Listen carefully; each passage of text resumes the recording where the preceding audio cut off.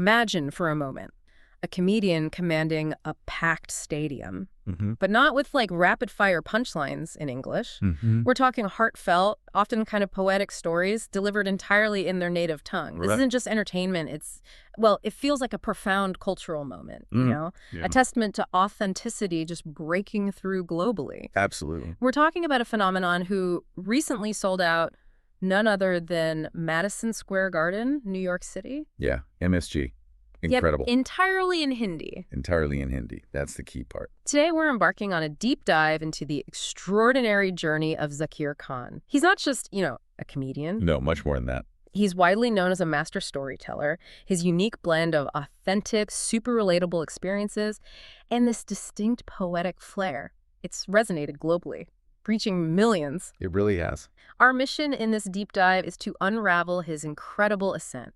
We'll explore his unique upbringing, the often overlooked struggles that really shaped his voice. Yeah, the formative stuff. Exactly. And the artistic choices that propelled him from a small Indian town to, international fame, all while staying true to his roots. Which is so crucial to his story. Yeah. And our sources for this deep dive, they come from numerous credible profiles, in-depth interviews, some really insightful news articles, and even his own personal reflections shared across various platforms. So we've got a pretty comprehensive and honestly a fascinating view of his rise. Yeah, lots to unpack.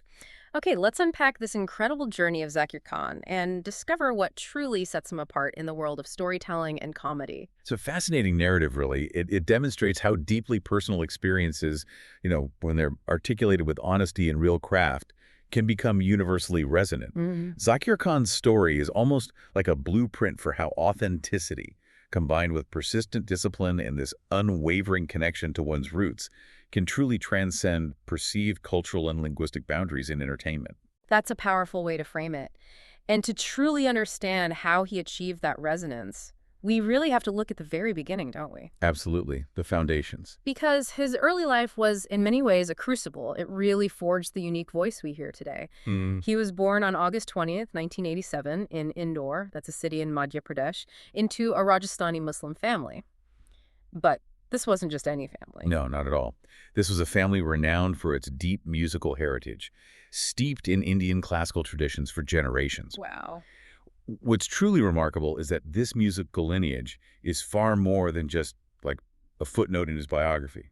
His father, Ustad Ismail Khan, is a respected music teacher. Okay. And his grandfather, Ustad Moinuddin Khan, was a revered sarangi maestro. Right. So growing up in that environment meant that Zakir was, quite literally, groomed in Indian classical music from an incredibly young age. So this wasn't a hobby then? No, it was more like a destiny. So imagine being groomed from childhood in classical music with what he later described as a 300-year legacy behind you. Yeah, imagine the pressure. Only to feel this overwhelming pull towards something completely different. Humor and storytelling. It's wild.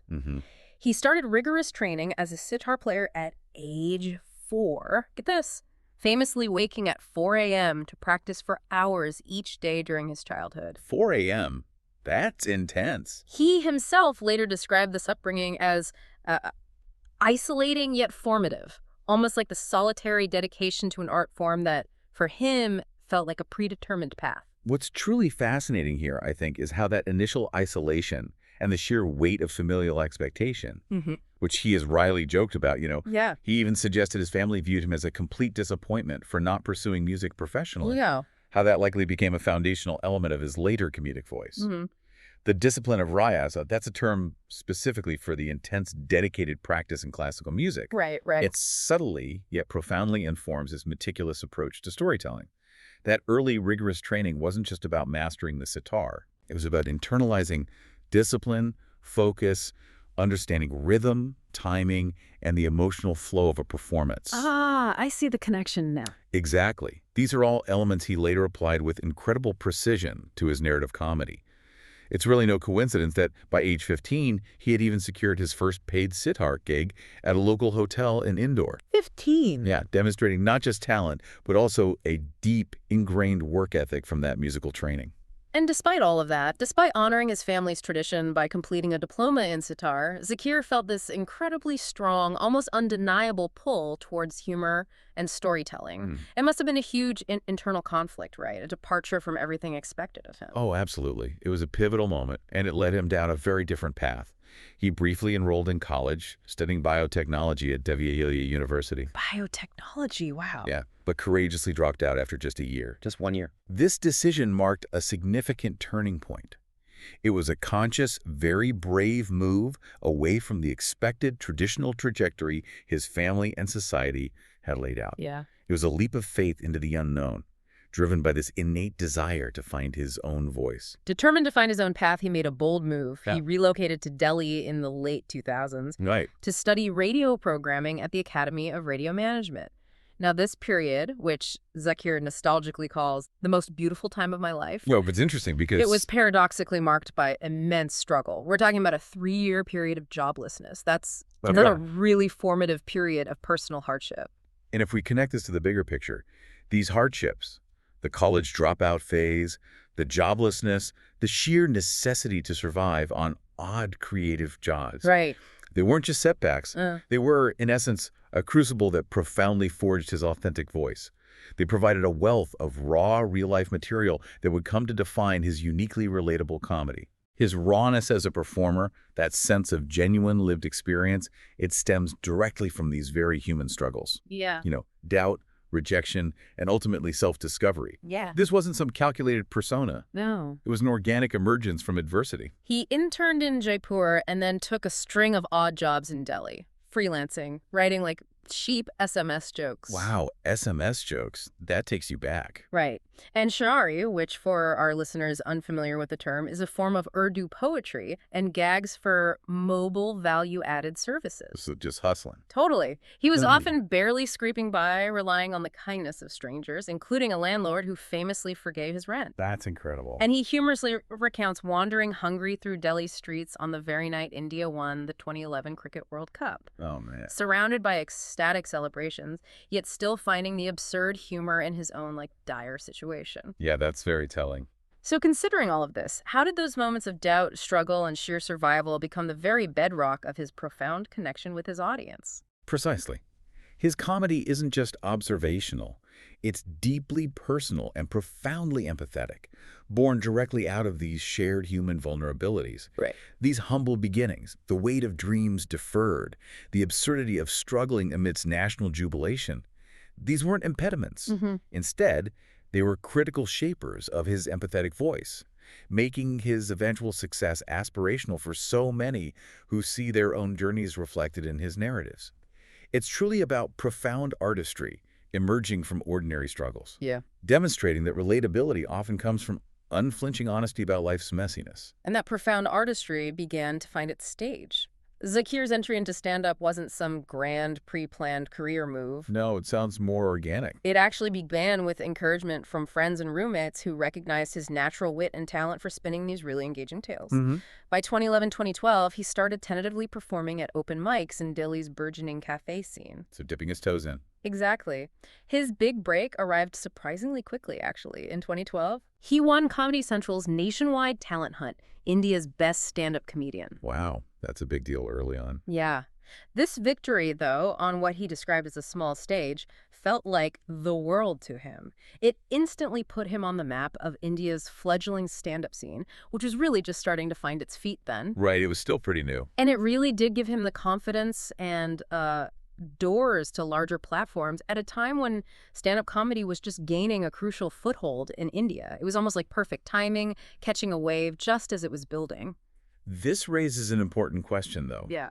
What was the Indian stand-up scene actually like at this time? Good question. It was still very nascent, often leaning towards quick one-liners, straightforward observational humor, or maybe more structured sketch comedy. Okay. Zakir's emerging storytelling approach, which was rich with personal narrative and these nuanced emotional arcs, it was fresh. It instantly stood out. He wasn't just delivering jokes, he was inviting audiences into his life, making him a unique and captivating voice from the very start. He brought this distinct flavor that many hadn't experienced in Indian comedy before. And this victory also inadvertently birthed his now famous on-stage persona of the Sakht Launda, Ah, yes, Sakht Launda. which is this tongue-in-cheek term he coined, loosely translating to tough guy, or a guy with strong self-control around women, supposedly immune to heartbreak or love traps. All right, it's a tough guy. It sounds like it resonated immediately, almost becoming a cultural phenomenon in itself. It did, remarkably so. Yeah. His early routines about being a Sakht Launda from a small town quickly resonated with young audiences across India. It wasn't just a funny phrase, it became a widely recognized cultural catchphrase. Even a humorous kind of shield or coping mechanism for resilience in the face of romantic mishaps or emotional vulnerability. Like a shared joke. Exactly. It was more than just a punchline. It was a cultural symbol that allowed young people, particularly men, to acknowledge their emotional experiences with a lighthearted touch. That's an amazing origin story for a cultural phenomenon. It became a symbol that transcended mere humor, almost a coping mechanism for a generation navigating the complexities of modern relationships. It gave young people this shared language and a way to talk about heartbreak and emotional resilience with a touch of humor and self-awareness. Indeed. And the overwhelming audience response to his first hour-length special, Haq Se Single, provides powerful evidence of this. Right, Haq Se Single. Viewers often reported they teared up and recalled their own heartbreaks, suggesting his comedy functioned beyond mere entertainment. Wow. It acted as a form of emotional processing and validation, a kind of collective therapy for young Indians navigating modern relationships. Collective therapy, that's a great way to put it. He provided this humorous yet deeply empathetic lens through which his audience could view and process their own emotional experiences, Yeah. making them feel seen and understood in a way few other performers achieved. Yeah. This deep connection, where laughter and tears flow together, became a hallmark of his style. And this leads us to what truly defines his unique style, pioneering this narrative-driven comedy. Zakir Khan's comedic approach is characterized by heartwarming, often deeply personal storytelling, infused with humor, poetic flair, and an almost uncanny everyday relatability. Unlike many punchline-driven comics who prioritize, rapid-fire jokes, Yeah, joke, joke, joke. his performances feel more like intimate narratives drawn directly from his life. These are anecdotes about family, often mischievous childhood adventures, nostalgic small-town romances, Right. and the universal clashes of traditional upbringing with the realities of modern life and love. Huh. Fellow comedian Tanmay Pat describes him as a pioneer of storytelling in Indian comedy, High praise. and notes his cult-like hold-on audiences. This isn't just about being funny, it's about being profoundly engaging. But further observes that Zakir is naturally gifted at finding observations and bits within any kind of situation, and is remarkably comfortable allowing silences linger for effect. Yeah, the pauses. So it's not just about the jokes, but the entire emotional journey he takes you on. He really lets the story breathe, allowing the audience to absorb the atmosphere and emotion before delivering a punchline or maybe a poignant thought. Exactly. This distinct ability to blend sharp punchlines with reflective pauses, almost like a musician would use rests in a melody. Ah, back to the music. Right. It makes his shows feel almost like counseling sessions or a shared moment of introspection, a truly unique space where laughter and life lessons coexist. He doesn't just entertain. He invites you to reflect, to empathize, and sometimes to truly feel a sense of catharsis alongside him. This is where that riaz from his musical training becomes incredibly apparent, the precise control over pacing and emotional beats in his storytelling. That deep connection he fosters with his audience is truly remarkable, and it stems from the universal themes he tackles through a deeply personal lens. Much of Zakir's humor centers on relationships and what he often refers to as the emotional foibles of Indian men, often humorously dissecting the inferiority complex of a small-town guy in a metropolis. He uses his own journey from Indore to the big, bustling cities as rich fodder for his comedy. He contrasts how we men tend to be emotionally backward, sharing these painfully funny, often self-deprecating stories of his own romantic misadventures, so that others might perhaps avoid the same mistakes. His outlook is equal parts self-deprecating and profoundly insightful. It's like learning from his mistakes, but laughing along the way. Exactly. For example, he might recount the awkwardness of a first date, the ridiculous lengths young men go to impress someone, or the hilarious misinterpretations that arise from navigating social cues in a new city. He's also famously lampooned the difference in how men and women pose for photos stuck with two awkward poses versus women's effortless flair. Haha, I know that bit. to highlight gender stereotypes lightheartedly. Now, while this equal opportunity ribbing drew some criticism, Okay. he continually refined his act, toning down exaggerated female impressions while maintaining that his stories are authentic to his own experiences and his observations remain universal. He adapts, but never loses his core truth or his signature blend of humor and vulnerability. What truly sets Zakir apart, though, is also the profound infusion of poetry and philosophy into his comedy. Yes, the Shi'ari. His storytelling is deeply influenced by poetry and music. He frequently weaves Urdu Shi'ari, those beautiful, expressive, poetic verses, into his sets, adding this emotional texture and an unexpected depth that very few other comedians even attempt. It's an incredible artistic choice, and he's authored notable poems himself, like "My Sunya Pe Sawar Hun," I am riding on emptiness. Wow. And "Apni Apke Bhi Piche Kara Hun Main," I am standing behind my own self. Deep stuff. And American comedian Hassan Minhaj, himself a master storyteller renowned for his narrative specials, Right, Minhaj. praised Zakir for combining storytelling and poetry in ways that elevate the genre of comedy to places I'd never seen before. That's incredibly high praise from a peer at the top of his game. It truly is, and it speaks to the artistic depth he consistently brings. Zakir cites legendary Indian poets like Gulzar and Javed Akhtar as inspirations for his poetic touch, Okay. alongside international comedy icons like Dave Chappelle and Louis C.K., whom he admires for their honest, deeply personal humor.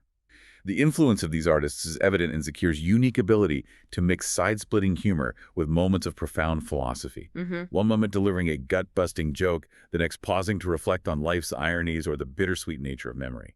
His special Tathastu, for example, profoundly demonstrated this ability to evoke a kaleidoscope of emotions, ranging Wow. from laughter and introspection to moments of redemption, pain, and the difficult process of recovery from personal loss. Yeah, that one was powerful. By spanning 3 generations of his own family's life, it truly transcends typical stand-up, becoming a deeply moving, almost theatrical experience. This raises an important question about the artistic depth. His shows are not just for laughs.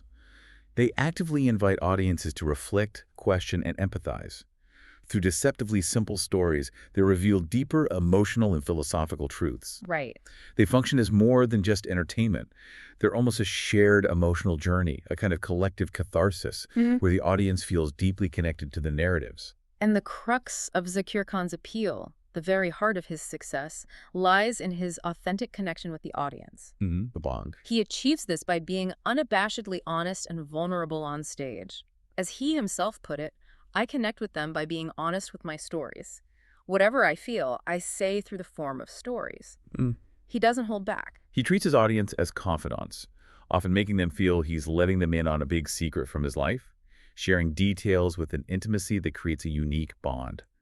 This conversational, confessional style builds an incredibly strong rapport. He explains it beautifully. It's a very unique and adorable relation. The faces might change as you do shows in various places, but the emotions remain the same. He likens performing to holding a mirror to shared experiences. My stories are all your stories. Believing that people see their own truth, their own struggles and triumphs, reflected in his tales. It truly sounds like he's not just telling stories to you, he's telling stories with you, creating this truly shared, almost therapeutic experience where the lines between performer and audience just blur. Yeah. And this seemingly effortless connection, this relaxed conversational style, Yeah. it actually hides a lot of meticulous craft, doesn't it? Absolutely. That's a crucial point.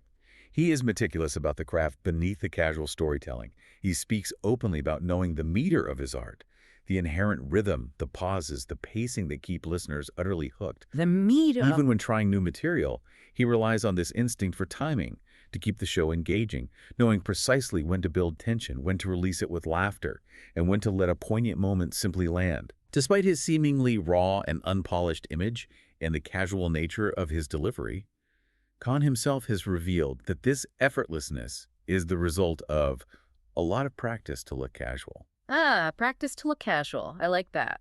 It underscores that his authenticity is underpinned by a highly disciplined and intentional craft, connecting directly back to the concept of riyaz from his classical music training.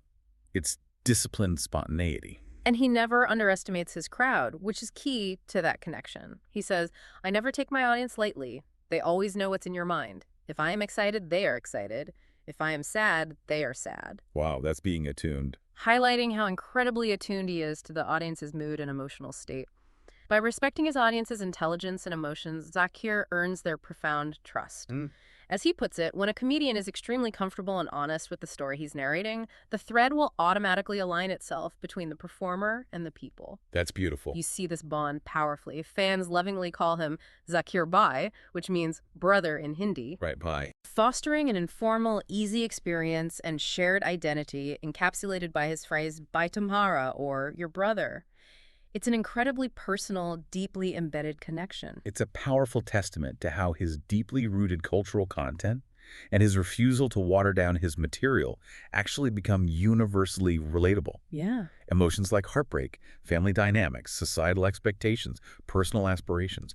At their core, these are shared human experiences, regardless of cultural packaging. Sure.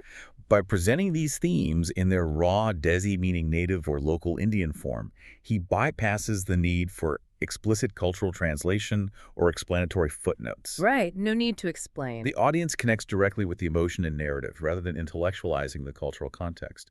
This approach isn't just a performance choice, it's a powerful statement of cultural confidence, an assertion that his truth, unadulterated, is enough. His career trajectory really is a string of consistent growth and groundbreaking achievements.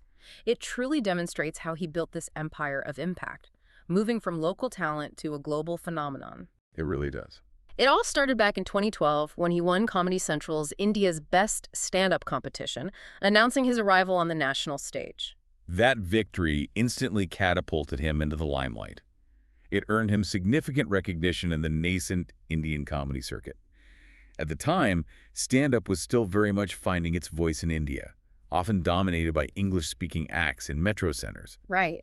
Zakir's storytelling approach, deeply rooted in Hindi and his personal experiences, stood out as incredibly fresh and relatable. It gave him a distinct advantage and carved out a unique space for himself. It was a clear signal that a different kind of comedy was emerging. Then, in 2015, he made a strategic move to Mumbai, India's entertainment capital, Mumbai? and joined the team of On Air with AIB, a popular news comedy show on Star World, as a writer and co-anchor. This national TV exposure gave him crucial experience in satire and introduced him to a much broader audience beyond the club circuit. Yeah, bigger platform. He also co-hosted the 5th annual Golden Kilo Awards around this time, further increasing his public profile. By 2016, his star was undeniably rising. He gained wider acclaim through NDTV Prime's The Rising Stars of Comedy, where his witty style and narrative prowess were widely applauded. This period saw him begin to headline dozens of live shows across India, building this fervent fan base that would often recite his punchlines verbatim. Wow, reciting the lines. Yeah, an early and clear sign of the almost rock star adulation he would soon command. He was quickly becoming a household name in Indian comedy. 2017 was a monumental year with the release of his first hour-long comedy special, Haq Se Single, on Amazon Prime Video. Huge deal, Amazon Prime. It became a massive hit, securing an impressive 8.6 rating and profoundly connecting with young singles across the subcontinent through his humorous takes on heartbreak and the now iconic Sakht Launda life. Yeah, back to Sakht Launda. It wasn't just funny, it was described by many as relatable therapy for a generation grappling with modern love. The same year, he mentored contestants on the Great Indian Laughter Challenge, a primetime reality show, further cementing his status as a leading voice and inspiration in the comedy scene. His momentum continued unabated into 2018, with his second special, Kaksha Gyarvi, meaning Class 11, Kaksha Gyarvi, which holds an 8.3 rating.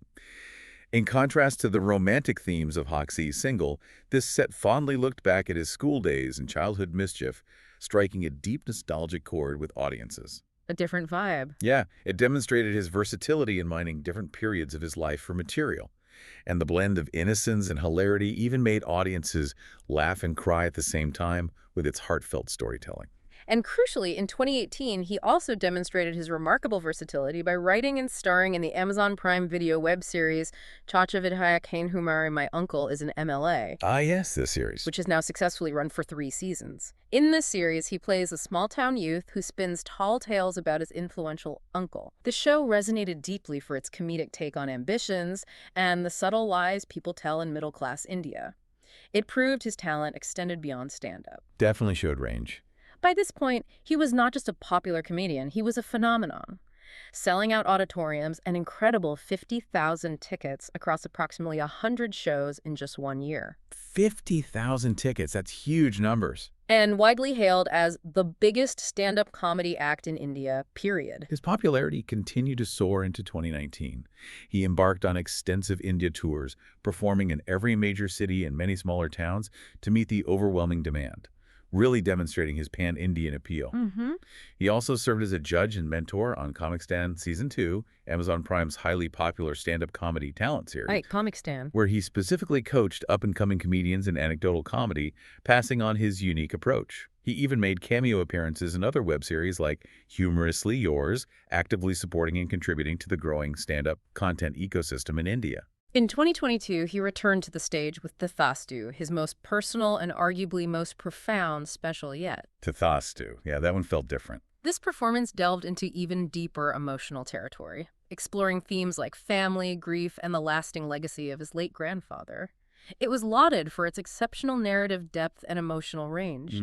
As he powerfully puts it, "Kuch kahaniyan in sirf hasi ke liye nahi hoti, kuch aansuan ka bhi haq hota hai," which translates to, some stories aren't just for laughs, tears have a place too. Wow, that hits hard. By now, he was not just popular, he was one of India's highest-rated comedy stars, with multiple Amazon specials that were consistently blockbuster hits in streaming viewership, redefining what audiences expected from stand-up. His creative output remained remarkably consistent, a testament to his prolific talent and dedication.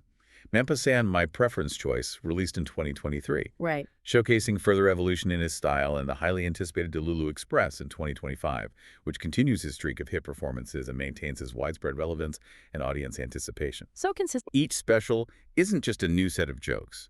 It's like a chapter in his ongoing narrative, a continuation of his artistic and personal journey. Audiences eagerly await each new installment. But his journey wasn't just about conquering India. It was about conquering the global stage. Yeah, the international leap. And doing it unapologetically in Hindi. In 2023, his appeal undeniably transcended borders as he performed at the prestigious Sydney Opera House. Sydney Opera House. Iconic. A truly iconic global venue, becoming one of the very few Indian comedians to ever grace that stage. He also sold out large venues like the Dubai Opera House, a hub for the Indian diaspora. By the end of 2023, he had reportedly sold over 3 million show tickets across 150-plus cities. 3 million tickets. That's staggering. A staggering testament to his global popularity and reach. And here's where it really gets to the core of the vibe shift we're talking about. He achieved truly unprecedented global milestones in 2024. Okay, 2024. In March, he headlined London's Royal Albert Hall with an all-Hindi comedy show. Royal Albert Hall. Becoming the first Asian comedian ever to sell out that legendary venue with a native language set. This wasn't just a performance, it was a massive cultural statement. And then in August 2024, he made history that again by performing at Madison Square Garden, New York City. MSG, the big one. Headlining a sold-out show entirely in Hindi for 6,000 enthusiastic fans. This incredible feat crowns him as the first Indian comic to conquer MSG in Hindi, a breakthrough moment for Indian stand-up on the world stage, and a clear signal of global recognition. His posters even famously lit up New York's Times Square, placing his image among the global icons. This is a profound vibe shift in global entertainment, truly. Performing entirely in Hindi at iconic venues like MSG and Royal Albert Hall, without subtitles. No subtitles. Or needing to water down his content, simplify his cultural references, or add cultural footnotes for a Western audience. Yeah. That was a historic moment. It was cultural confidence at its peak. Yeah. It fundamentally proves that language is no barrier when the heart speaks, and when the stories are universally relatable. This isn't just a personal achievement for Zakir Khan. No, it feels bigger. It's a collective victory for Indians asserting their cultural presence on their own terms on the world stage. It proves that authenticity, deeply rooted in cultural experience, can be a powerful global currency. Making his story more than just entertainment, it's a compelling narrative of cultural empowerment, demonstrating that Desi's experiences are rich enough to captivate a global audience without compromise. Zakir himself was visibly awestruck by the Madison Square Garden experience, stating, "To entertain 6,000 people in Hindi at Madison Square Garden, it's a feeling I can't describe. This will always remain a special milestone." You could feel the emotion. The MSG show, which featured fellow stars Hassan Minhaj and Tanmay Pat as openers, was universally hailed as a historic night for comedy around the world. Hassan Minhaj even noted that Zakir's success elevates the genre of comedy itself, pushing its boundaries. And in a deeply emotional moment, truly capturing the essence of his journey, he paused mid-show at MSG to video call his proud parents back in India, Oh, I heard about that. showing them the massive audience he was performing for. It was a raw, beautiful moment of connection to his roots amidst global triumph.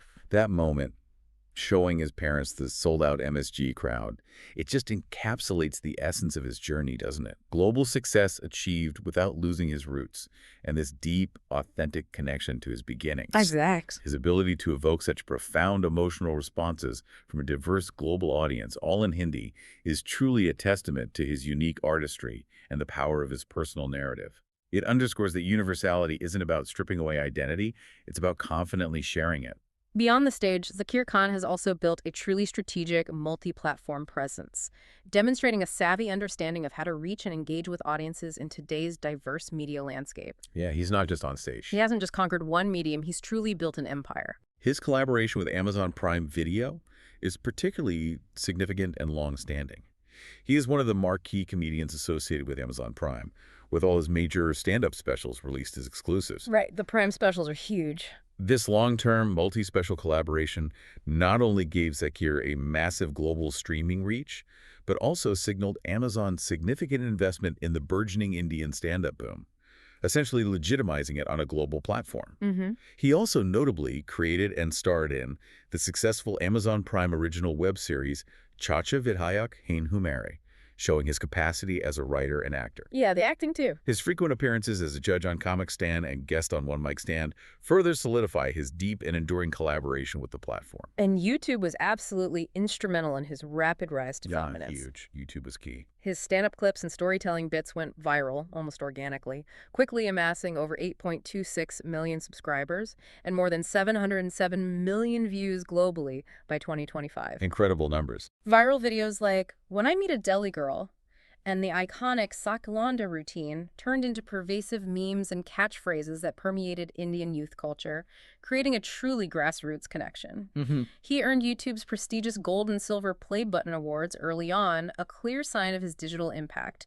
He continues to leverage social media to share short videos, his powerful shayaris, and personal updates, constantly reinforcing his image as an approachable brother figure, Zakir Bhai. Maintaining that direct connection. Yeah, maintaining a direct personal rapport with his audience. Embracing the growing podcast wave, Zakir launched Umeed with Zakir Khan, meaning hope, in 2020 on the Gaana app, a popular Indian audio streaming service. Umeed, right. In Umeed, he purposefully shifts to a more serious yet deeply optimistic tone, sharing motivational stories and reflections on life, success, self-care, often in conversation with fellow comedians or artists. Showing another side. Exactly. This venture highlighted his remarkable ability to connect with audiences beyond pure stand-up, spreading hope and inspiration, and showcasing a different facet of his personality. He has also recited original poetry at prestigious literary events like the Recta Poetry Festival, showcasing his literary talents in parallel with his comedic endeavors, blurring the lines between art forms. Despite being a digital star, he made impactful television appearances, strategically broadening his audience significantly beyond younger, digitally native demographics. Smart move. Reaching everyone. He was a mentor on the Great Indian Laughter Challenge in 2017, a celebrity guest on the Kapil Sharma Show in 2022, one of India's most watched comedy talk shows. Yeah, Kapil Sharma is huge. And featured on Kaun Banega Crorepati, the Indian version of Who Wants to Be a Millionaire, in 2023. These appearances cemented his mainstream popularity and expanded his fan base to older and more rural demographics who might not be on streaming platforms, demonstrating his widespread appeal. His live events and global tours have become a massive business venture, managed by OML, only much louder, a major entertainment company that has been instrumental in building the Indian comedy scene. Okay, OML. From 2022-2024, his team partnered with global promoters like Outback Presents to produce his overseas shows, scaling his reach to truly global proportions. The sheer scale of these arena tours selling out venues like Royal Albert Hall and Madison Square Garden is a relatively new phenomenon for Indian stand-up. Right, it's trailblazing. This essentially created a new, viable business model for Indian comedy exports, proving that authentic, native-language stand-up can be a thriving global business from India, opening doors and providing a blueprint for so many other aspiring artists. So he's not just performing, he's building an empire, amplifying his brand and strategically pushing Indian comedy into completely new avenues, truly trailblazing a path for others to follow. He even explored innovative formats blending comedy and poetry, notably launching Farzi Mushaira, a faux or fake poetic symposium on Amazon Mini TV in 2022. Farzi Mushaira, yeah. Fun concept. Where he hosts fellow comedians and poets in a lighthearted poetry slam. For those unfamiliar, a traditional mushaira is a revered gathering where poets recite their work, often in a competitive but celebratory atmosphere. Right. Zakir's Farsi version injects humor and contemporary relevance into this classical form, making it accessible and entertaining for a new generation. He has also been involved in writing columns and giving talks about comedy and creativity, solidifying his status as a thought leader. This strategic diversification, from expansive live shows to exclusive streaming specials, original web series, insightful podcasts, and mainstream TV appearances, it demonstrates a sophisticated and holistic understanding of modern media consumption and audience engagement. It's a blueprint for artists seeking widespread and global impact, effectively transforming him from a popular comedian into a broader media personality and a recognized authority on storytelling itself. He hasn't just played the game, he's redefined the rules for what an artist from India can achieve. And the impact of Zakir Khan goes far beyond his own remarkable career. He has had a profound, almost revolutionary impact on Indian stand-up comedy and storytelling as a whole, undeniably redefining the landscape. Zakir's rise undeniably ushered in a new type of comedy in India, pioneering a more narrative-driven personal approach.